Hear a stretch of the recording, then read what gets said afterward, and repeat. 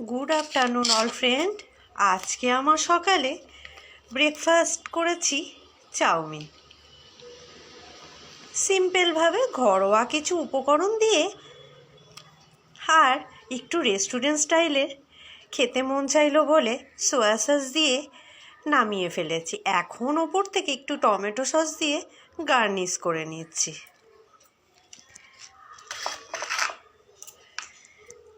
না দিলেও হতো, তবু ভাবলাম একটু রেস্টুরেন্ট স্টাইলের খাওয়া যাক, সাথে মন্দ হয় না। কোনো দিন ব্রেকফাস্টে চাউমিন, একটু চাইনিজ কিছু ডিশ থাকলে বেশ ভালো লাগে। কি বন্ধুরা, তাই তো?